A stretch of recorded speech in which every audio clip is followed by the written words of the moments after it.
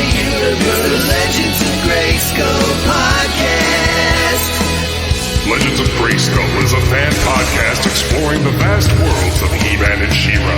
Join Shawn Scavarna and Matthew Duke as they discuss the history and mystery of Eternia and Etheria, diving deep into all incarnations of Masters of the Universe. Hey, you know who's back? It's the Legends of Grayskull podcast. Now that you know, let's go. Get ready for the show. It's the Legends of Grayskull podcast. Sit back and enjoy the ride. Right now. Hello, everybody, and welcome to the Legends of Grayskull, the fan podcast where we discuss the history, the mystery, the magic, and mythology of He-Man, She-Ra, Eternia, Etheria, Nordor, Primus, New Adventures, Old Adventures, Ladybird, UK Animals, comics, mini comics, anything and everything you can think of with that He-Man, She-Ra, Master of the Universe, Princess of Power!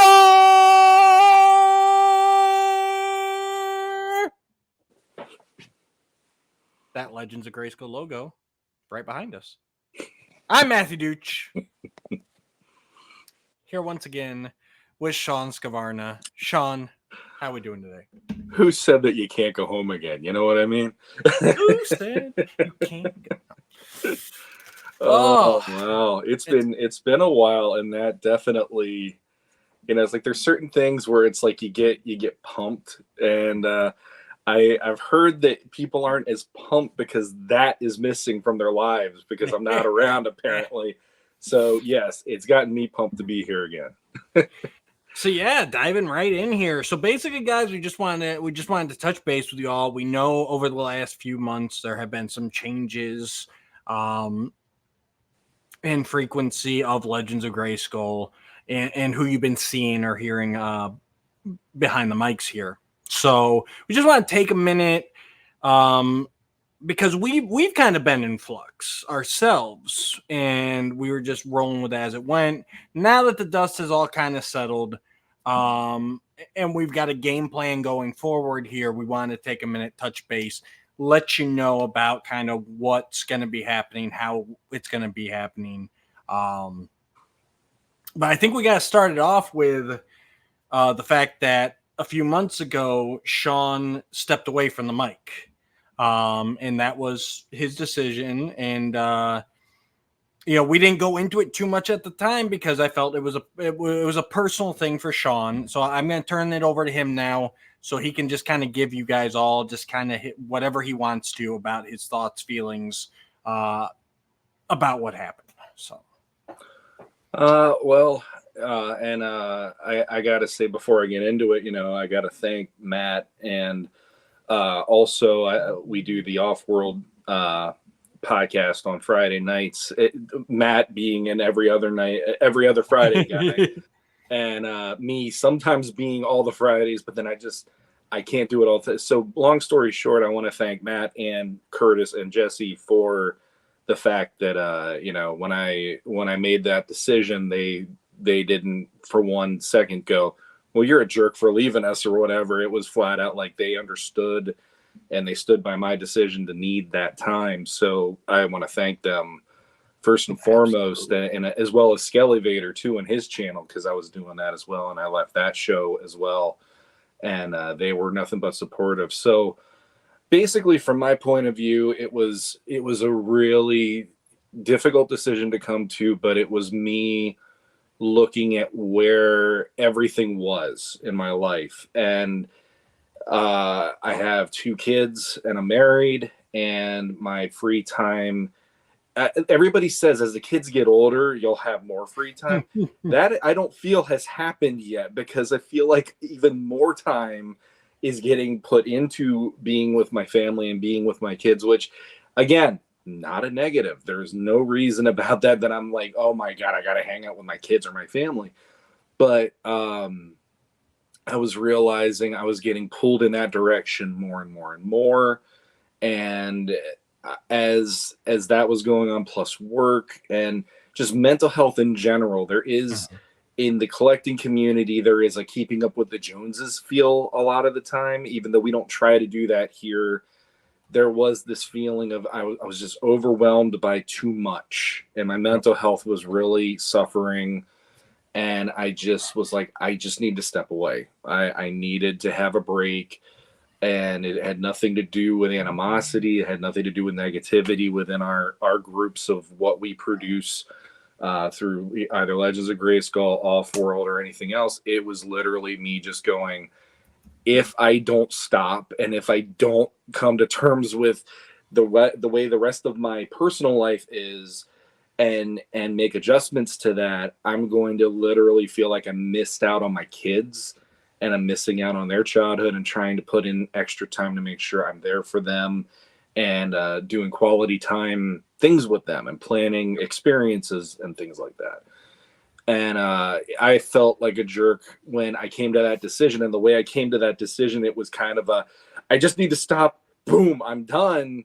Instead of doing an episode where maybe we address the fact that, yes, I'll be leaving the show for a bit, and maybe get into a little bit of that. So, But it is what this it was is. a great idea to do. You needed to get your space. Yeah. You needed to disappear for a while, and we obviously supported that. And that's why I didn't want to do anything at that time, honestly, because we didn't know where it was going to go. We honestly didn't know if you were going to feel like coming back, even part-time or whatever. So it's like, and that's why I made the decision to just kind of, just do some stuff. Sure. Let you have your time. And once the dust settled, come back. And what we've been doing the past few weeks, kind of discussing what the future could be, should be, would be. Yeah. Which yeah, I'm glad to have you back. So getting into the moving forward then, for at least for the time being, what you're not gonna see is the old format, honestly. We had, I guess I should have looked at before, 120 some episodes, probably more than that, because we had a bunch of unnumbered episodes. Yeah. And those episodes were a lot of fun, but they were all these epic episodes where, I think minimum length, average length was like 2 hours. Minimum length was probably an hour and a half.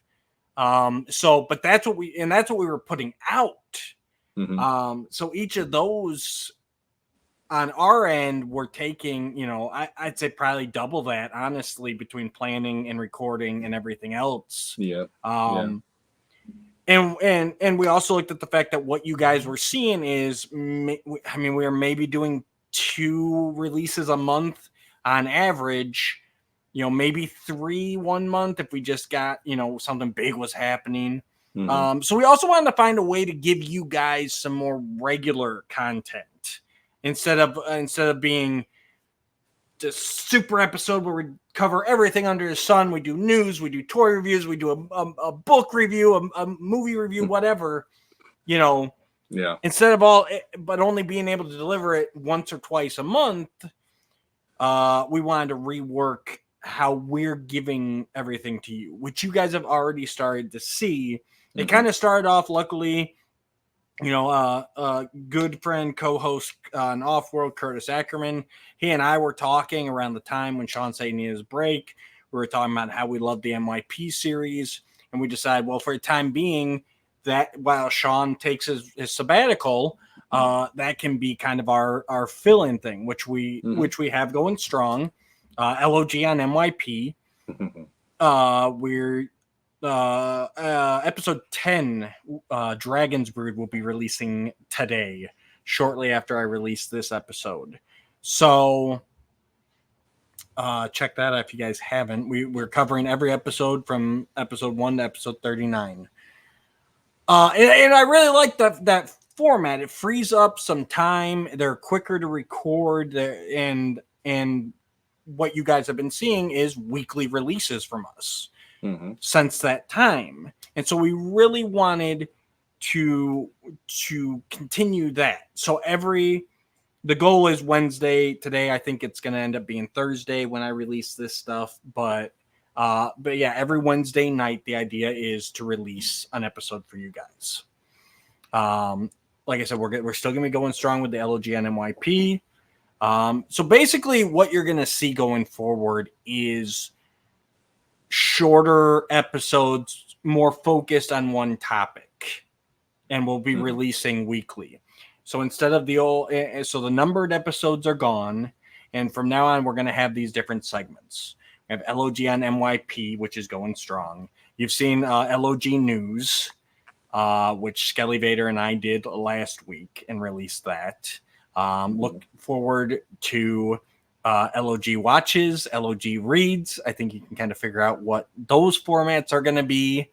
And then, Shawn, I know we've got one coming up within a couple weeks here that I think you're going to be hyped about. L.O.G Remasters. So what can they see from that? Well, I mean, basically the same sort of a style that we have been doing, where Matt and I will pick a subject and we just want to spitball and play around with it, come up with maybe a different way to view it. Or in the case of stories, we always had it where we want to stick to the spirit of what the story is, the core of the story, but we can tool around with everything else to see if maybe we can make it a stronger story or a more impactful story or whatever. And I absolutely love when we get to do those. So even with my sabbatical, if you would have gone, hey, do you want to remaster something? I'd be like, yeah, because that's just the way my mind works. And I do enjoy it because when we spitball back and forth, we usually manage to come up with something really fun in the end, I think. And we'll also be having, at least for the first one, I know we're going to have a guest on that one, which will make it fun too. So I don't know if every single time we'll have a guest, but it's going to be good to reintroduce it with the guest that we're going to have. Absolutely. And that's the other thing too. So we're also opening up, we're bringing out the legends. We're expanding our hosts. You know, like we said, we've already seen L.O.G and MYP as me and Curtis. We've had L.O.G reviews already. We did it was Shawn and Curtis who did the Mondo Tila. That's available on our channel right now. L.O.G News, that's going to be me and Skelly Vader. And again, able to bring in some guests still. You know, it might not be the same people every time. But from our perspective, it also helps take some of the burden off of us, where it was always Matt and Shawn. Like, you know, and our schedules can get crazy, you know, between working kids and everything else. So basically that's what you're going to see from this channel, where we're going to have something for you every week. Maybe not every week will be for everybody. You know, I highly suggest you all check it out. You check everything out, but you know, maybe you won't be interested in that week's topic, but come back next week. But that's the other good thing about breaking it down into these smaller focus segments is you can more easily pick and choose and digest the stuff that you want to. Absolutely. Yeah, and like I said, we'll be looking forward to a variety of new hosts coming in and out. And hopefully that will help everybody out. It'll help, you know, take some of the pressure off Shawn. So he has said he'll be back, you know, definitely. He's already claimed remasterings. Anytime you see a L.O.G remasters, you know Shawn's going to be there. I'll be there. Yeah. Privately, we also got him kind of talking some toy talk, which is unusual for him. So, you know. Well, I will say real quick about that. The thing is, like, and you know, you and I have been doing this show since quarantine. We're talking before. Over 4 years. January of 2020 is when we started it. So we're coming up on our 5th anniversary. It'll be 5 years in January. And in that time, I doubt it goes over our listeners and our viewers' heads. There are certain things that have come out where I don't have much to say other than I'm glad they're out there for those who want them. And in my personal opinion, I always was like, man, am I doing a disservice by not having a bigger opinion than that to our listeners and to the viewers?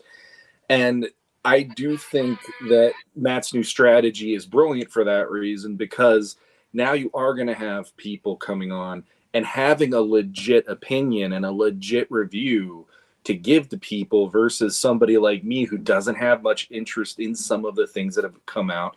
Some things I have immense interest in. So it's, you know, it's all about fitting and catering into the passion of the people that get to talk about it. And that I think will make it a better experience for anybody who's an audience member. And that's the hope. So that's where the show is at. That's what you have to look forward to. And we hope you guys enjoy it. Make sure you're leaving comments down below. We've always got the logpod85@gmail.com if you want to write in that way. But yeah, that's where the show's at. So before we wrap up here, I know Shawn's been dying to talk a bit more about the Mondo 6-inch 2000X inspired He-Man figures. And he's been diligently working to uncover any information he possibly can. So I will turn the mic over to Shawn at this point. What have you found out since if you guys want, before you listen to this, we did do a whole episode along the both of us and Curtis Ackerman, where we discussed the reveal. So if you want to check that out first, if you haven't.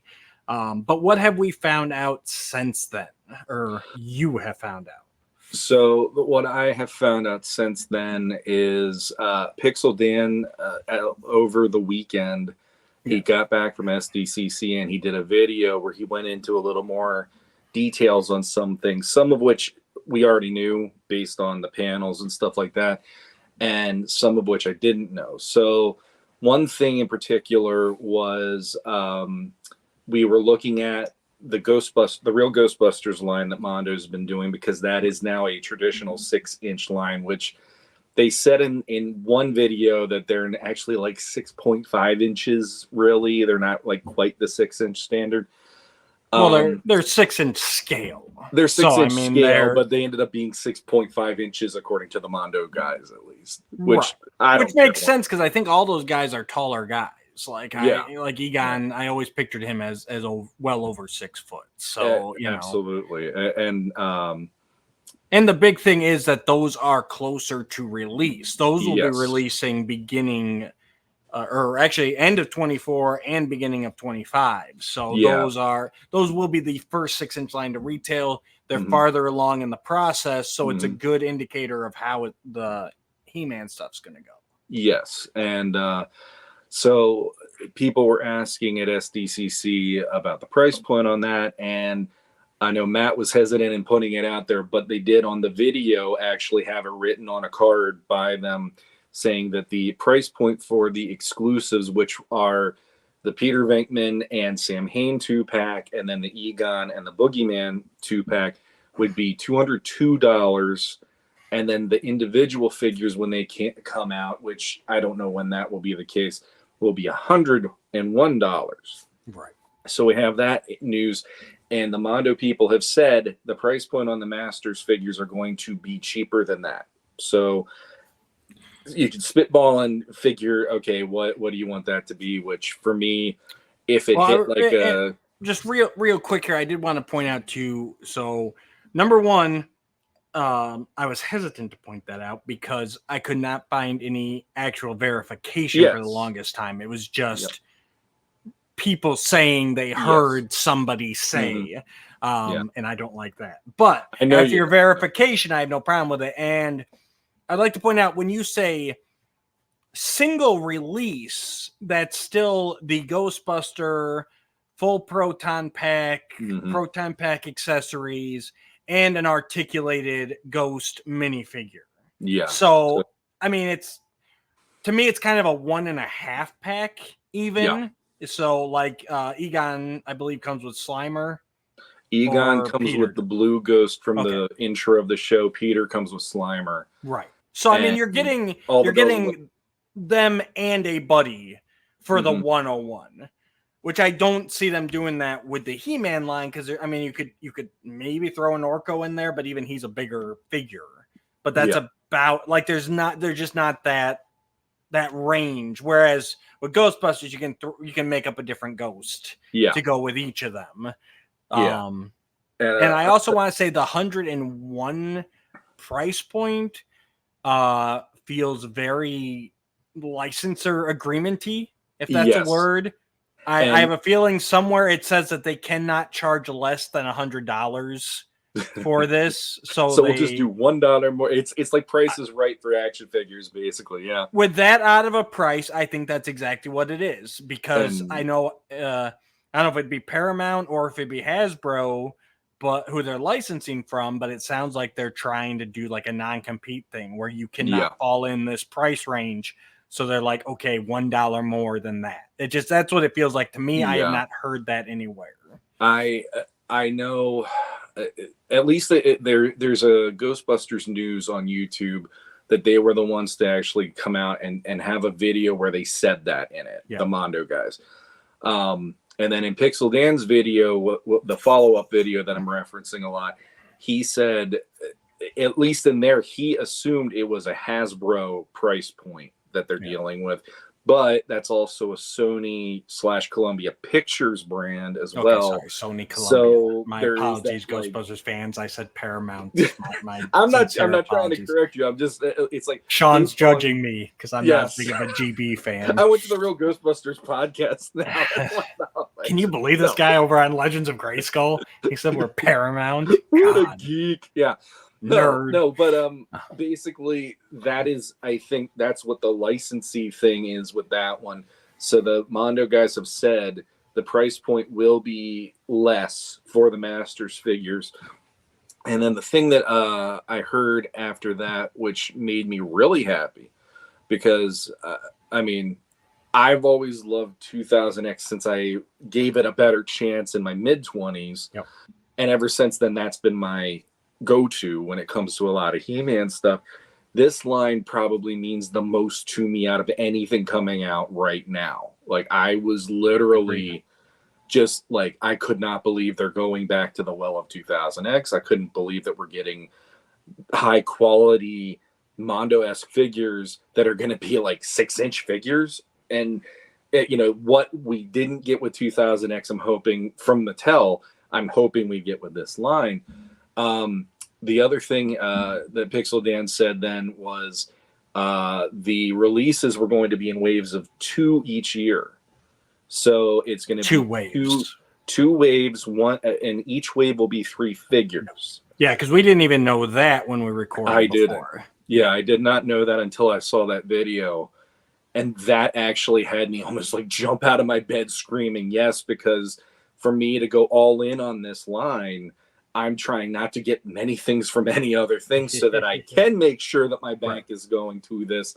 And that made me thrilled, because even if they do 60 to 65 a figure, that's literally, what is that? $360-ish, $370 a year that I'm putting out to get something I really want with both waves, depending if I want both waves in total. So that has me even more excited for the line on top of that, because they've promised in the reveal, you're getting all the normal paint apps that you'd expect on a Mondo figure. You're getting all the detail that you'd expect, just at a smaller figure proportion. They're not going to cheap out on all this stuff. And when you look at that initial Emiliano Santalucia drawing of He-Man, if it looks identical to that in my hand, or even 90% of that, is going to be one of the best figures I've ever held in my hand, I bet. So absolutely. I can't for the life of me, like, I need more info yesterday so that I can still be excited and keep going with this plan. Because as of that announcement, I was like, I'm not collecting anything else. I definitely need to get all in on this, because there's way too many things we missed out on in 2000X that I'm hoping they'll do. Yes. Like a web store, for instance, or a Stinkor and Hordak and things, and that aren't Stactions, I absolutely cannot wait. So now, I know we kind of did our predictions at the end of the other episode, but now that we know year one will have 2 waves, 3 figures apiece, let's do wave 1. Well, we already know He-Man. Yeah. And I believe they said it's going to be 1 hero and 2 villains, at least in the first wave. Presented. I think that's the way they're planning to go, because that was something I brought up privately with you. I'm like, the amount of villains on that show is actually bigger in some ways than the heroes when you think about it. So staggering it out that way, in my opinion, works better. But on Pixel Dan's video, then he actually went, what if they do 2 heroes and 1 villain on the next one? That's So what kind of I'm hoping within the year.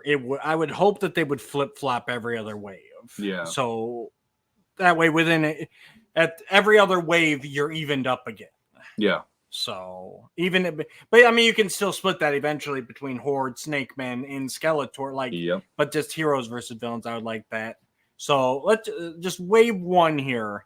You've got He-Man. We know wave 1 is going to have 2 villains. Who are your 2 villains? Knowing now that there are only 6 figures in the first year, who do you go to? I think I'm going to stick to what I said because this is my wish list. I really like if they pull off a trap jaw that actually could be similar to what they did with the Mondo already, but then do the 2000X vibe to that, it will probably be one of my absolute favorite action figures of all time. And then the other one for me is Beastman, because I love how he is such a huge, because it will show it'll show the differences in the scale. I'm hoping that is something they bring out faster than later, because that line deserves that, in my opinion. It deserves Beastman to be a little bigger than He-Man, maybe, and Trapjaw to be a little beefier than the actual figures that we got back in the early 2000s. So I'm still going to stick with it, because if they made those, that would be the most solid first wave that I can think of from what I'd love to see. Fair what enough. About you? Obviously He-Man. I think I'm gonna agree with you with Beastman. I think it's a heavy hitter villain without doing Skeletor, and it shows the size difference, which is something that I had initially pitched. Is I hope they do a big guy right away. Just to show that they're willing to. And then after that, I think I'm gonna have to go. I think I'm going to stick with Triclops. I think he's an easy, quote unquote, an easy do when you already have the main buck. He's not as extravagant, but it's a good solid villain there. Okay. Now wave 2, knowing that we only have 2 waves in a year, I think they've got to put Skeletor in wave 2. Like I can see why they would be wanting to hold him back. And if they were doing like the 1 figure a quarter thing, I would have held him back until like the end of the year. But with just 2 waves, I think second wave has to be headlined by Skeletor. So let's play around with just the way I want it. Let's say then they flip flop. Wave 2 is the 1 villain and then 2 heroes. Who would your 2 heroes be to go with Skeletor? I probably, and you're gonna just go, oh, lovely. I would probably have to do Man at Arms and Teela if it was 2, because then Teela, you're gonna have the female buck, then that makes it easier to do a sorceress and an evil Lyn. Yeah. And Man at Arms being who Man at Arms is, it makes sense. And then he's another one that you could bulk him up because of the armor factor on him and that. So it's like you'd have pretty much, for me, it's like it's always, He-Man, Teela, Man at Arms, Beastman, and Skeletor were usually like the peanut butter and jelly teams to me. And then you could either put Merman or Trapjaw or Evil Lyn and rotate those around however you wanted to do it. But to me, wave 2, if you're already doing Skeletor, there is that vibe of wave 2 to me would be almost too obvious. So I hope that they prove me wrong and do something where I'm like, I did not see that coming, and it makes it even more awesome. See, I got to disagree with you here just for the fact that because I think Man at Arms and Teela, like those are, like you said, it's always He-Man, Man at Arms, and Teela. Yeah. Like those are the A squad. So those are too big to drop Skeletor, Man at Arms, and Teela in 1 wave. Like I could see, because then you're basically putting it to where some people could be like, oh, I got He-Man, Man at Arms, and Teela, I'm good. Like, so I think they'll hold on to those. I do agree with you though that they want to get to that female figure in the first year. So I'm going to say they do Sorceress in wave 2. That's again, we get the female buck out there. Yeah. But it's also one that we famously never got an action figure form. We did get her in the Staction. She was a desired Staction. So yeah, I think you throw Sorceress out there. The second slot,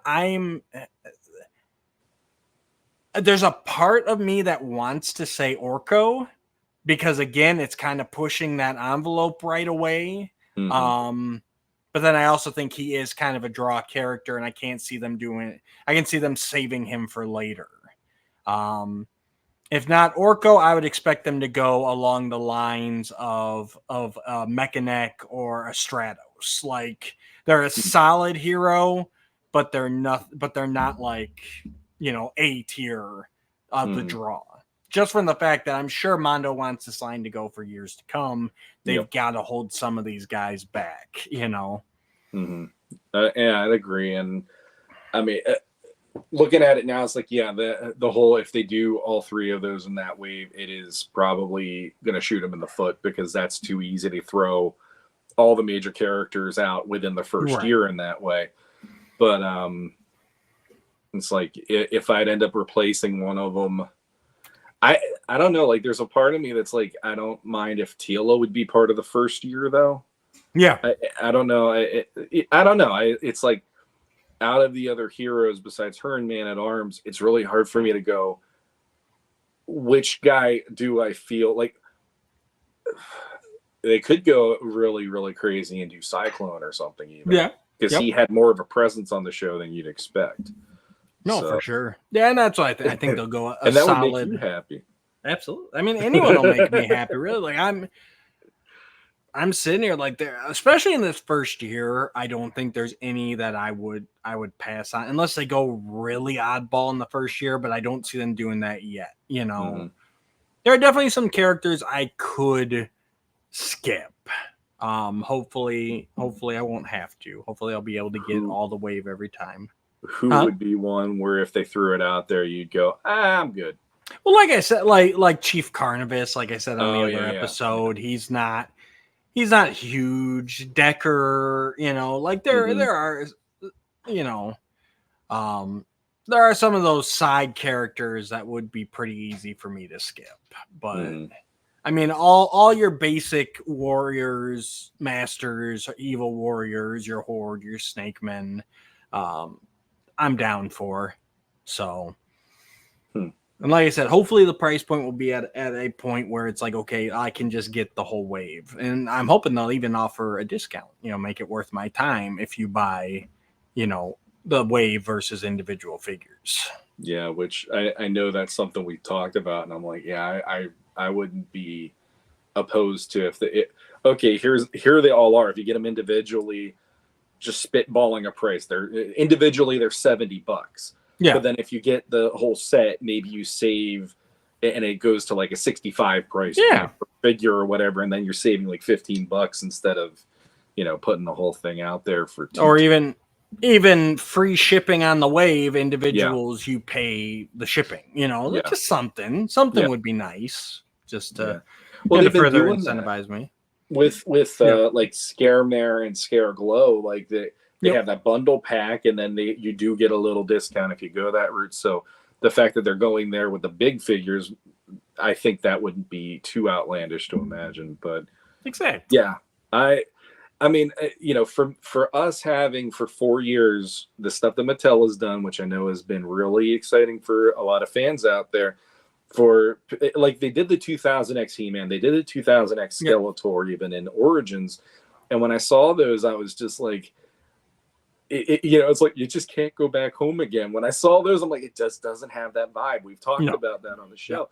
And then the minute that I find out that this is happening, it's like, man, did I get a jump in my step again? And I'm like, whoa, I'm back, baby. I was that pumped, because I need that every couple of years, where it's like, you love this, but guess what? This is why you love this. Right. So. I can't wait. I think it's going to be a great time. Great time to be a 2000X fan. It's our time. It's damn time, is what I should say. There you go. All right, guys. I want to thank you all for joining in today. Hope you like where the show is going. Hope you're enjoying the segments. And like I said before, any questions, comments, concerns, comments down below. You can find any of us on Facebook, logpod85@gmail.com. Click all the buttons down below. help us out, and we appreciate you all. Shawn, anything you want to say to our fans before we sign off? Like I said earlier, just thank you to everyone who didn't just go, well, the heck with you when I said I needed to take a break, and I appreciated that. And to also, there were some of our listeners and our audience that reached out to me, and I'm like, yeah, I just need a break, and I appreciate people checking in and all. I didn't do it to get the attention. I did it for my family for the most part, but it was really cool to go, hey, there's people out there that wanted to see how's it going, and it's like, it's fine. There's no problems. It's not like you should be calling, suicide watch numbers for me. That's not the case in any way, shape, or form. But thank you for everybody who checked in, and thank you for all the fans to keep watching and see where we're going with this, because Matt's got some great ideas. And yeah, that's about it for me. All right, guys. Until next time, Shawn will be scouring the dark web for Mondo news. Yeah. Oh, come on.